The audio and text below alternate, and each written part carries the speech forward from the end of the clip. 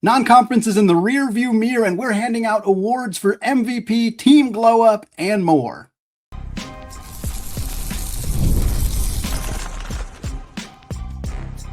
You are Locked On College Basketball, part of the Locked On Podcast Network. Your team every day.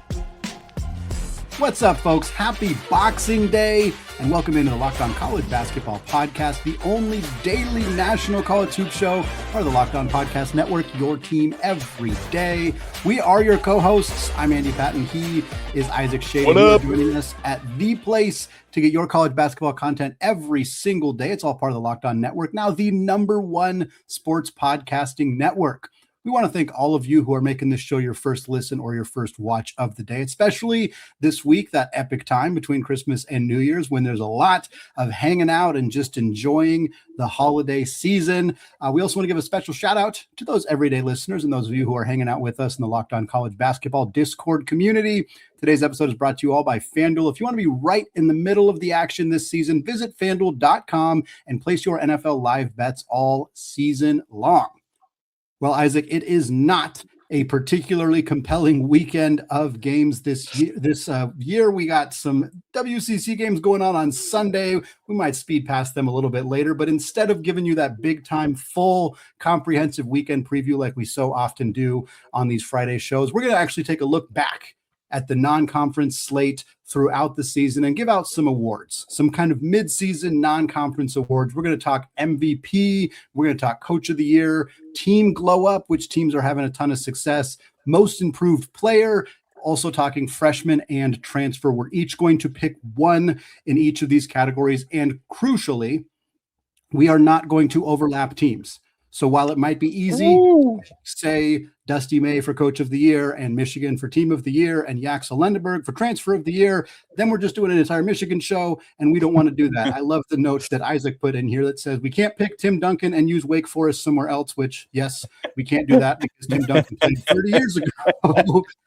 But I like the example. It is a good one. It's going to make it a little wonky where some of the players we're talking about may seem like, well, that, why aren't we talking about Cam Boozer? Well, we're going to talk about him in a different spot. Like those kind of things are going to come up here in this show, but a good opportunity for us to talk about 12 different teams, some different coaches, some players that have had some success so far this season. We are going to start with MVP. And again, we're each picking an MVP. Isaac, why don't you go first? Talk to us about who your MVP is so far this season. You just said his name, Andy. It's none other than Cam Boozer at Duke, who's probably everybody's front runner for National Player of the Year right now. And when Andy, we're making a distinction here between MVP and Player of the Year. MVP is like that. For me, is always take this guy off of your roster and you're not nearly as good. And I think that's a big, when I think of Boozer compared to Flag had a nice running mate, a nice Robin to his Batman in the form of Con Knippel. Yeah. Like while Duke has some other guys this year, I don't feel like somebody of that caliber, like Con Knippel is what was the stat I just saw, Andy? Like fastest to 100 made threes in NBA history, something like that. Right. I mean, it's so crazy what he's doing. And so Cam, all he's ever done at every level of basketball is win, and he just continues to do that. He leads the way for Duke. Last year, famously, Cooper Flagg and Yaxel Lendeborg were the only two players to lead their team in all 5 major statistical categories. Cam is not quite there. He is third in blocks on the team behind Gongba, and I think Isaiah Evans, funny enough, is second in that regard. But Boozer leads the other 4. He just keeps doing it. Oh, by the way, leads the entire nation in scoring, Andy. One of 3 ACC players to be averaging a double-double right now. You take Cam Boozer off of Duke, they're fine, but they are not this top 5 team. I know they're like 6th in the nation right now, whatever. They were a top 5 team in this nation. And for all that reason and more, Andy, we're going to start with Cam Boozer. That's our Duke selection of these superlatives. Yeah, Boozer was the first player I thought of for MVP, and I think for all the reasons that you laid out, very, very solid pick here. I'm going with somebody on very much the other end of the spectrum, an older player, a different position, different conference, all sorts of things. But the guy who was the preseason favorite by most different accounts to be the potential Wooden Award winner and the Player of the Year, and that's Braden Smith. And Braden Smith Statistically, numbers, maybe aren't quite where folks thought that they would be. And obviously Purdue is not the number one team in the country like they were at the preseason because they had that home loss to Iowa State, but they're still a top, 6-7 team right in that range. That was unintentional to say 6-7 there, but we'll leave it in. Dang it, Andy. We got to quit. Nope, we're done. Let's hang it up. We're done. Once you hear it, the show's over immediately.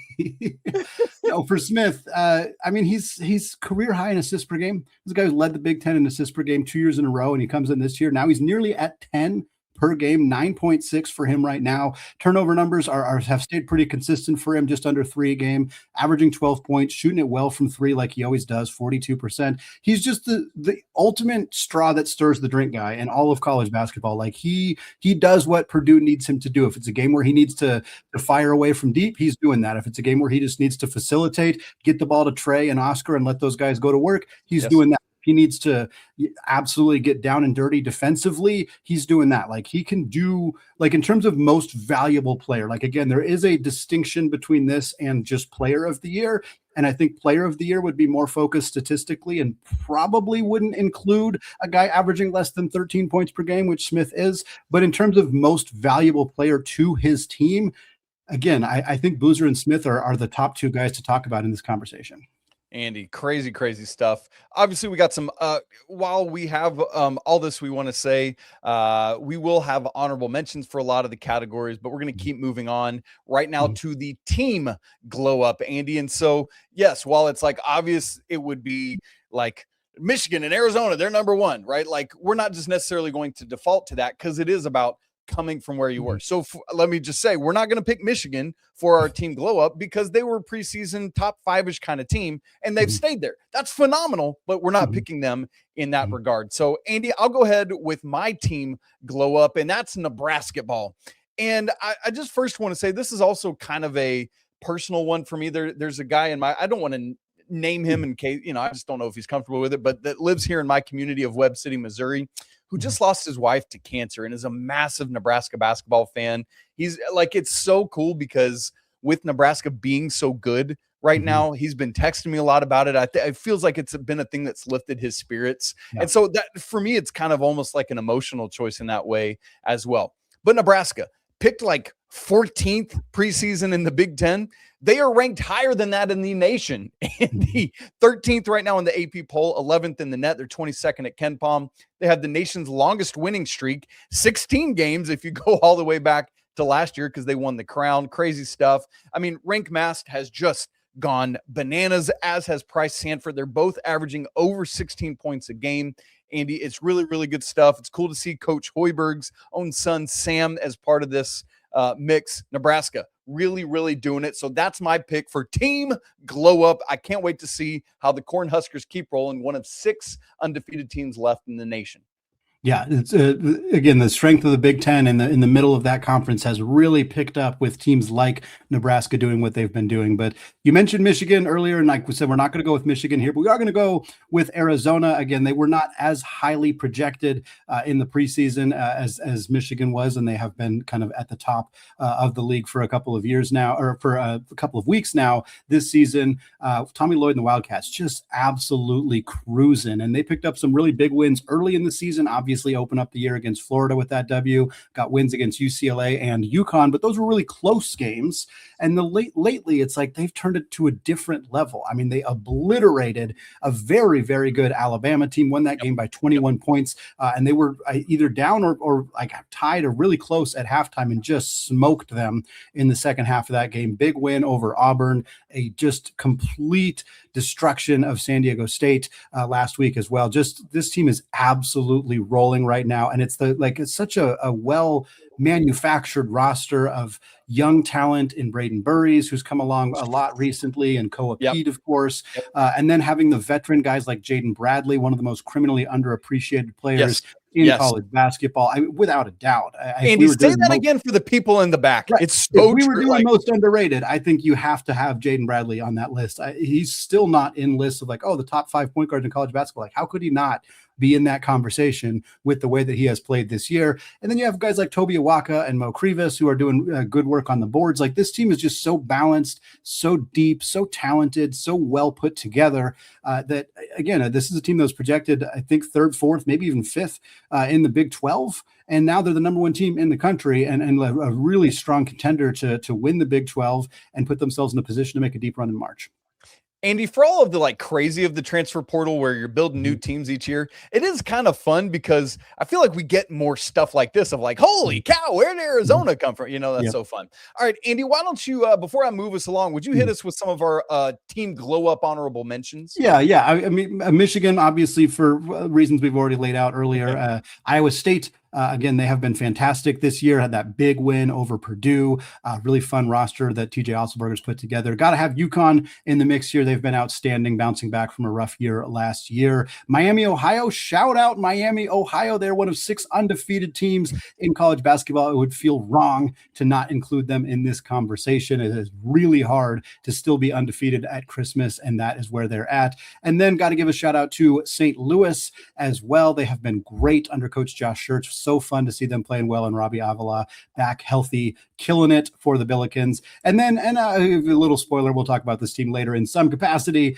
but Vanderbilt has been incredible. A team that wasn't even picked in the top 10 in the SEC, and yet they're a top 10 team in college basketball. Very, very fun story for the Commodores. Definitely deserve to be in this conversation. Andy, it's one of the biggest storylines of the non-conference portion of the schedule, but the freshmen have taken America by storm. I mean, it's so fun and it's so crazy. It is one of the biggest storylines of the season. But Andy and I have narrowed it down for you. We're going to have our picks for freshmen of the non-conference portion of the schedule. Plus, we'll pick our transfers of the non-con slate, which was no spring picnic either. All that coming up in just a second. Right after I tell you about FanDuel, y'all, NFL Sundays move fast. One big play and suddenly everything feels different. And that's what makes live betting with FanDuel so exciting. You're not just watching the game, you get to react to it in real time. With FanDuel, what's cool is you can place live bets as all the action unfolds. Every drive, every momentum swing, every highlight moment. And live betting is best when the game starts to shift. Maybe a receiver gets hot.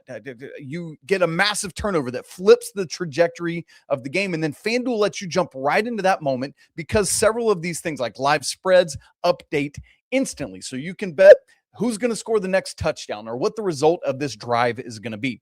How about some Wooden Award odds here as we're chatting? Cam Boozer, who we mentioned as one of our MVPs, leads the way at -150, followed by AJ Dybantsa from BYU. We'll talk about him in a second at +300.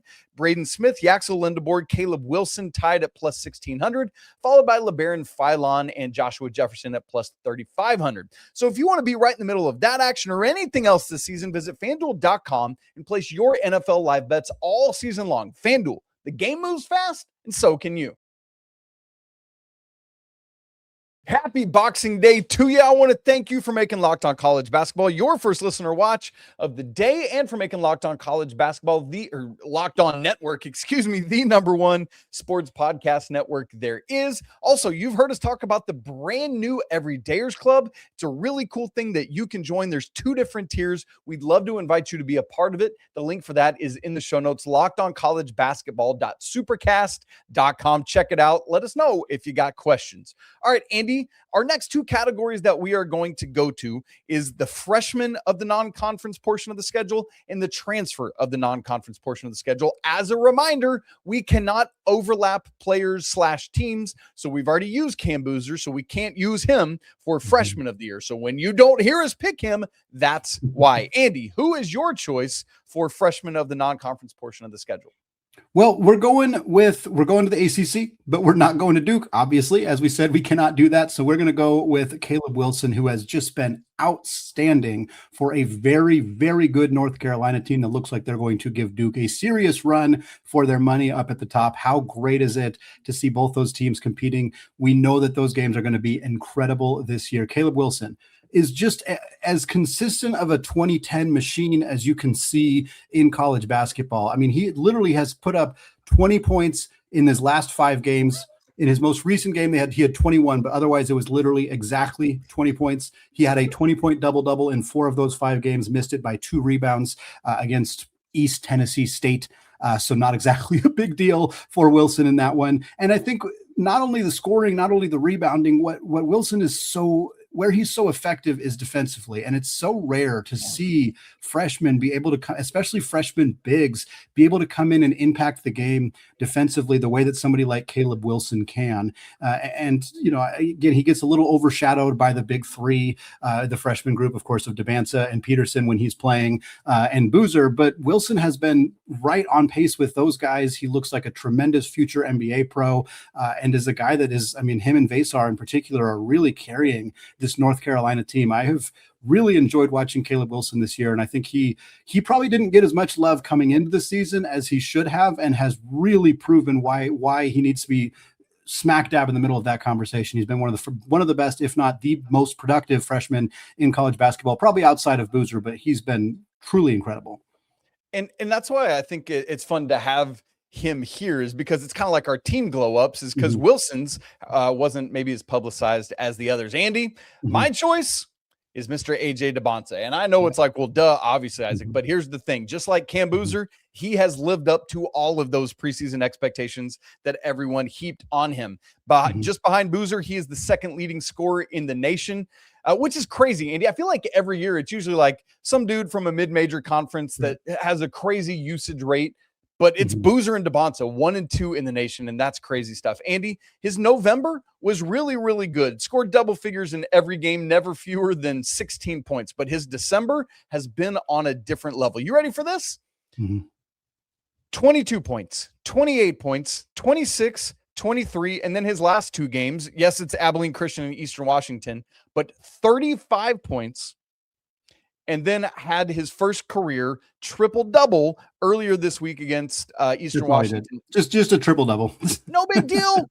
Just dropping those. 33 points, 10 rebounds, 10 assists. And look, I don't care that he played 36 minutes in a blowout of Eastern Washington. I love it, man. I love getting moments like that where it's like, this dude just got a triple-double. Like, Andy, it's so crazy. And I love also, I heard Gary Parrish talk about this, so I'm going to parrot this from him. So it's not an original idea. Do what? I'm not going to perish it. Yes, well played.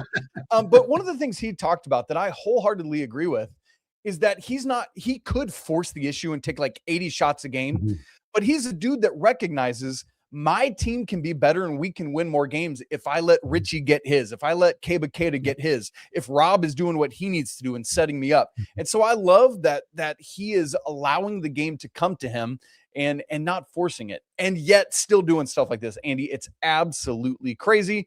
I'm here for it. AJ Dybantsa, my pick for the freshman of non-con. Andy, a couple honorable mentions, and then we can transition to the transfers. Kingston Flemings at Houston, who honestly, Andy, we could have picked for one of our MVPs because all the returning stuff they have, and he's been the dude. It's crazy. I love it. Mr. Acuff for Arkansas, Michael Brown at Louisville, Koa Pete at Arizona. And then obviously Darren Peterson misses out on this list because he just hadn't played enough to this point. But man, when he has been phenomenal. Andy, let's move to transfer of the non-con slate. Who was your choice? I will give it to you in 1 second. I just want to say very quickly, it was agonizing to leave Kingston Flemings out of here because he has been so good for Houston, and just the glow up for him in terms of being, not even the most well-regarded freshman on his team to being one of the best in the country is phenomenal. But moving on, transfer of the year, we did not talk about Michigan for our either of the player MVPs. We did not talk about Michigan for the team glow up. We're going to talk about Michigan right here because we're going to talk about Yaxel Lendeborg, who has been every bit the player that Michigan fans hoped he would be, that other Big Ten fans hoped he would not be. Like, he has been extraordinary. And obviously Michigan has just boat raced everybody they have played and looks like a legitimate NBA team out there. And you could reasonably have argued to put a Demara on this list. You could have argued to put Morez Johnson Jr. on this list. I mean, those guys have both been tremendous. But Yaxel, what I love about him is actually a lot of what you mentioned with Dybantsa. It's impressive that Dybantsa has kind of taken a step back and been more kind of letting the game come to him and letting his teammates shine, because that's hard to do as a freshman. It's hard to do as a guy who's been built a future superstar since he was 15 years old. For Yaxel, like, he could probably score more than he is. I mean, he's averaging 15.5 points per game, but his efficiency is through the roof. He is shooting, this is not an exaggeration, he is shooting 80.4% on 2-pointers this year. 80%. And he's doing from three, by the way, is 40%.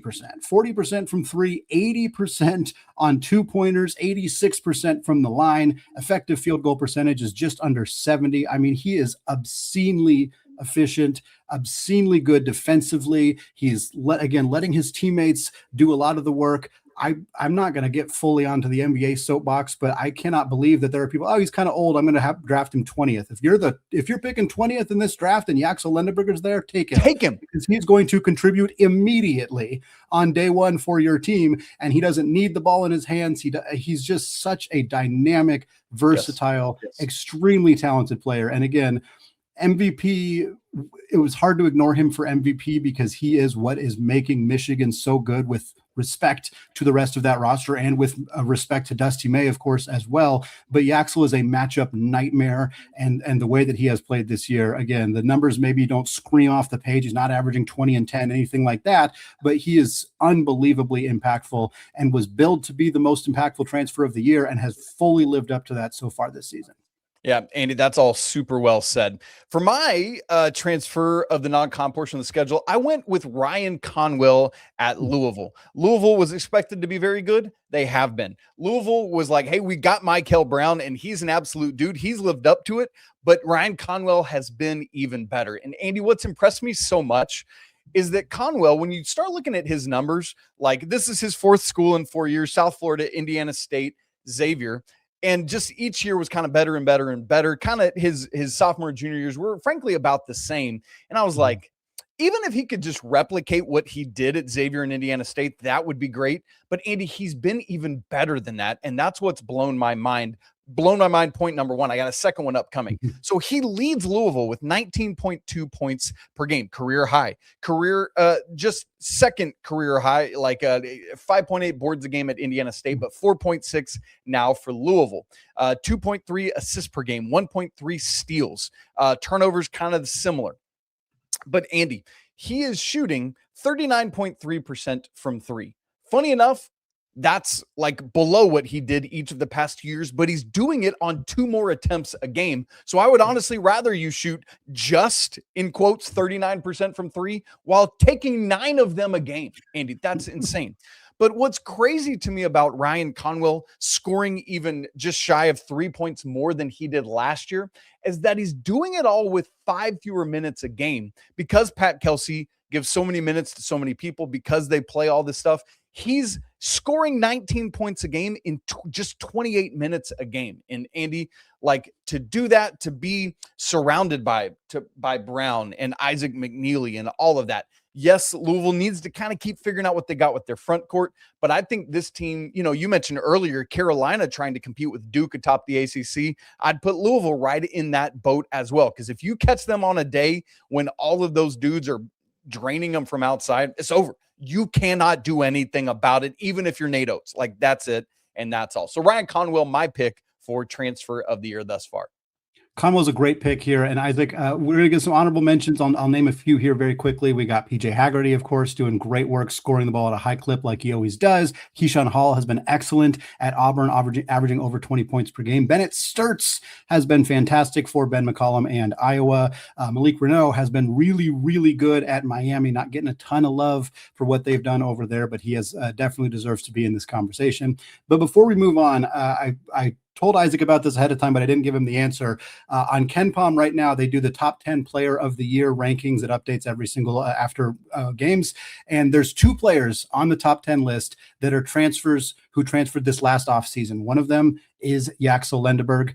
The other one is another transfer. And I want you to try to guess who it is. I'll give you some hints so we don't spend way too long on this, sure. But it's not exactly who people would expect. Okay. So not Sturtz, I'm guessing. It's not any of the players we've already talked about. Yeah. Okay, we haven't talked about this player. Okay, so Lendeborg, who else would be in that top 10, even that's not transfer? I mean, obviously, I'm thinking Camp Boozer probably is in that top 10. Do you have it up in front of you?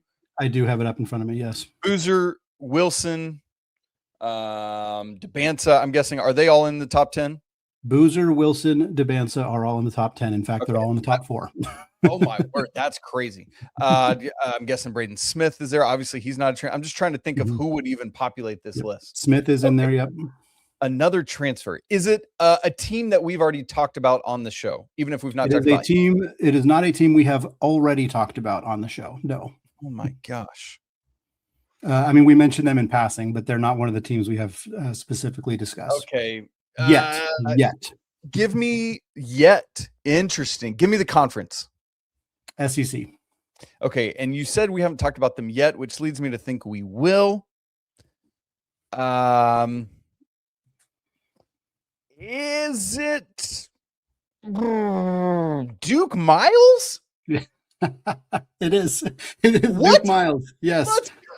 I thought for sure you were going to guess Tyler Nickel. I guess he was there last year, right? So he was there last year. Yeah, I thought about him, but I was like, no, he didn't transfer this year. Yeah, it is Duke Miles, who is averaging 17 points a game. He's leading the conference with about 3 steals per game. He's been excellent, and I knew he'd been good, but I was not expecting to see him on a list of the top 10 players of the year. Shout out Duke Miles, having a great year as well. Andy, here's the only reason that was in my brain is because when I did our naughty and nice list earlier this week on the show, and Vandy was on that list. And so I talked about him in that regard. So that's why he was kind of top of the brain. Yeah, that's a great shout. Great shout by you. Great transfer portal addition for Mark Byington. But folks, we're going to move on. We got 2 more of our superlatives to talk about here. We got Coach of the Year. It includes one of the very few remaining undefeated teams and a guy that just keeps winning at every single level, plus our final award, the Most Improved Player. A lot of great candidates for that. We'll talk about all of that coming up here in just a second. But first, folks, there's nothing like the college football season. You got tailgates, you got packed stadiums, you got everything to be right in the middle of all of the action, the energy, the bands, the moments that you remember forever. But actually getting tickets, well, that part used to be really frustrating. You'd have long queues, logins, and prices jumping at checkout. And that's why Game Time gives the advantage back to the fans. It's the easiest way to unlock amazing tickets in just a few taps. I opened the Game Time app to look at upcoming games and was shocked to find how easy it was to find great seats, including there's not a lot of great games this upcoming rest of this week, but St. John's at Georgetown. That is on New Year's Eve, 8 p.m. Eastern time tip. A great way to close out 2025 because you can get tickets to this game for just $26, including tickets courtside. Courtside for St. John's, Georgetown, Rick Pitino, Ed Cooley, you can get them for $71. I loved that I can see the view from my seat before buying tickets at Game Time, and the zone deals really stand out. You pick the section, Game Time picks the seats, and you save even more. So folks, take the guesswork out of buying tickets by using Game Time. Download the Game Time app, create an account, and use code LOCKEDONCollege, and you'll get $20 off your first purchase. Terms apply. Again, that's code LOCKEDONCollege for $20 off. Download the Game Time app today. All right, Isaac, closing out the show, we got 2 more superlatives here to end the non-conference season. We've talked MVP. We've talked the team with the biggest glow up. We've talked freshman of the non-conference, transfer of the non-conference. And again, as a reminder, we are not doubling up on specific teams. So for our Coach of the Year and our Most Improved, you will not hear us talk about Dusty May, for example, or John Shire, or players from teams that we have already discussed. Isaac, I'm going to start with you. Who is your coach of the non-conference so far? Andy, I just fell in love with this storyline last year when Drake was doing what they were doing with Ben McCollum and Ben Sturtz, and then they move over to Iowa this year. And you could forgive them if they were just fine.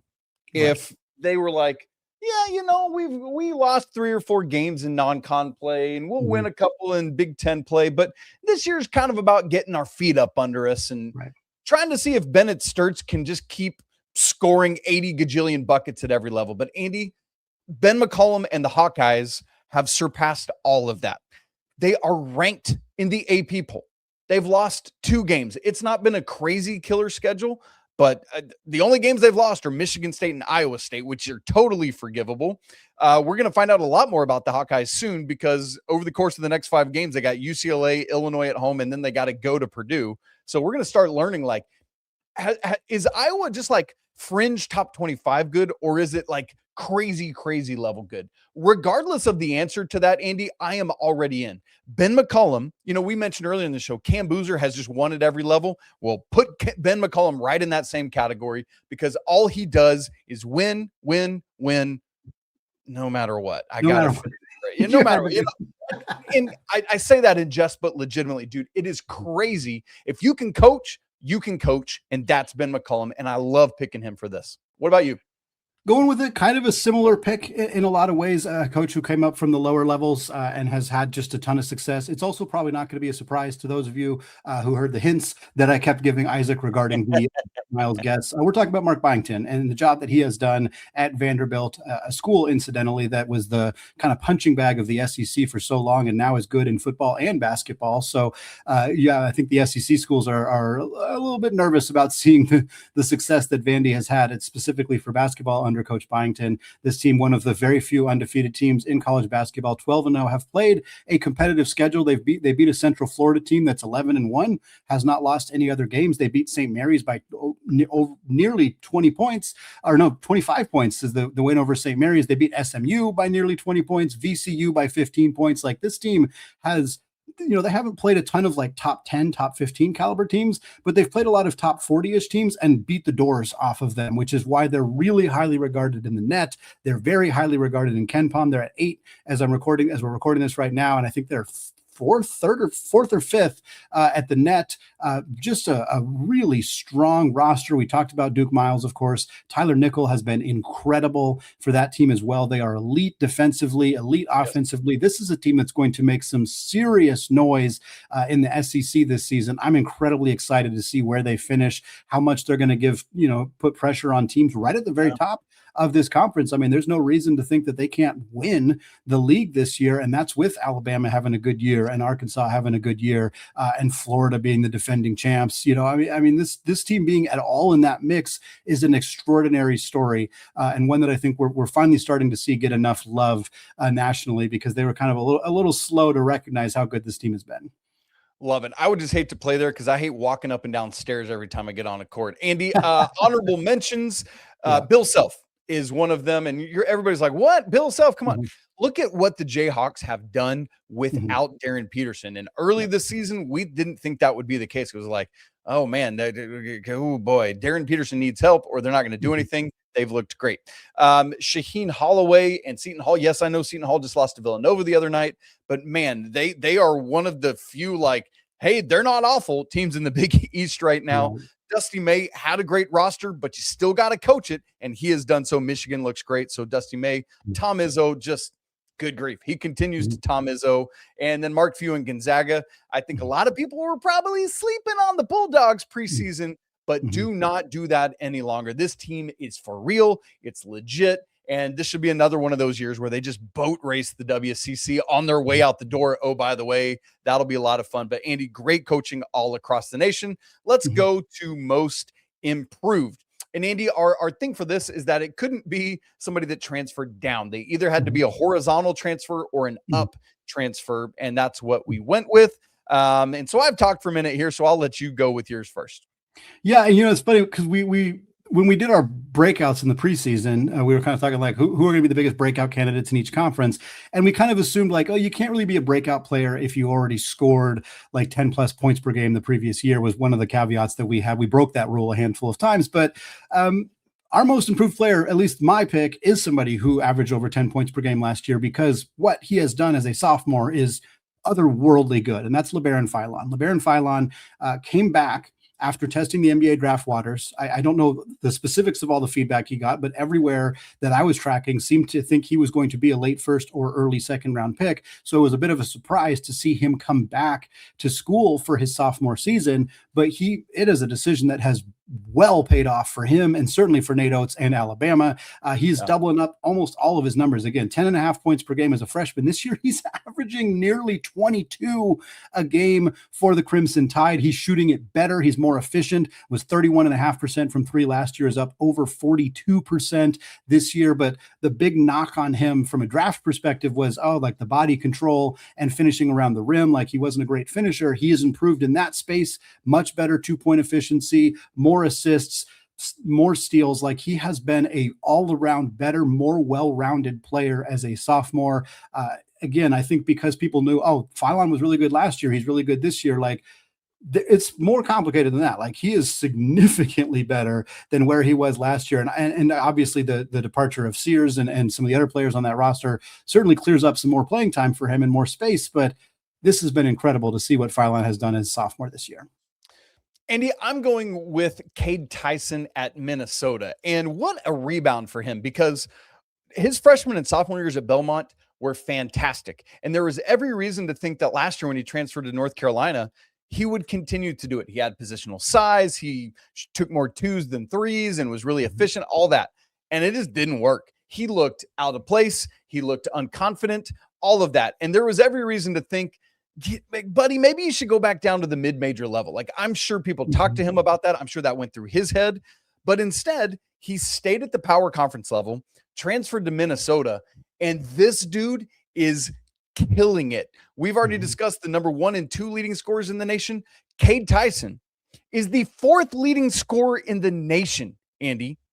It is crazy what he's doing. 22.8 points per game. That leads the Big Ten. Shook off that rough year and is killing it. 42.2% from 3. He continues to take more 2s than 3s, which I love, because you think about so many 3-point shooters and it's like, he's just a 3-point. This dude gets to the rim to that point, making 62% of his 2s as a 3-point specialist, which I guess you can't term him that. Also, another sign that he's getting to the rim, this dude leads the Big Ten in made free throws, Andy, with 86 of them, while connecting on 81.9% of his free throws. This glow up, this most improvement from an frankly awful year at UNC last year is crazy, and it's one of the coolest stories in all of college basketball. I love to see it. Yeah, Cade Tyson has been incredible this year. It's been so much fun to see what he's been able to do. Tons of honorable mentions that we could talk about here. I'll toss a few out here. Michael Ajayi transferring from Gonzaga to Butler. He's been outstanding for the Bulldogs, averaging, I think, very close to a double-double, if not at a double-double. Was twice named Big East Player of the Week already. Tommy Hauck at Florida. We haven't mentioned anybody from Florida. They haven't been as good as people hoped they would be, but Hauck is kind of looks like the best player on that team this year, and the experiment of having him play more of the 3 has really paid off. In a similar vein to LeBaron Philon, also Christian Anderson was kind of widely expected to blossom in his sophomore year, and he has done absolutely that. And that massive performance against Duke really stands out for Anderson and the Red Raiders. And then I just threw him on here, Julius Halifanoa for Georgetown. He only sort of counts because he was hurt for most of his freshman year, so I don't know if it's fully improved off of an injured year, but he's averaging 12.5 points for the Hoyas. He's been really, really fun. A player that I was really excited about coming into college, so it's nice to see that paying off for him as a sophomore this year. Well, you know what, Andy, his body is definitely improved. It's healthier. And so that counts, right? Man, this was such a fun show. We would love to hear from you all. Who did we leave out? Who would you have picked for these 6 categories? How would you have divided it up? We'd love to know it here on this Boxing Day, heading into conference play weekend. Next week is when everybody gets it going, and it's going to be a blast. Literally no games today, 1 game tomorrow between D1 opponents. Sunday, there are 20 D1 games, just 2 ranked teams in action. Gonzaga, number 7, is at Pepperdine, and Winthrop is at Texas Tech. That's it for ranked games. SMU at LMU, kind of an interesting game. There's a whole bunch of WCC action going on. For Andy Patton, I'm Isaac Schade. It's been so good to be together. If you've not subscribed to the show on video and audio, do it now so you don't miss a second of Locked On College Basketball. If you haven't checked out the brand new Everydayers Club, do that right now as well. Again, there's 2 tiers. You can join either one of them. That link is in the show notes, as is the link for the Locked On College Basketball Discord community. We'd love to see you in there and as part of that. As always, I want to say apologies to the lawyer family because we picked Braden Smith and not you today.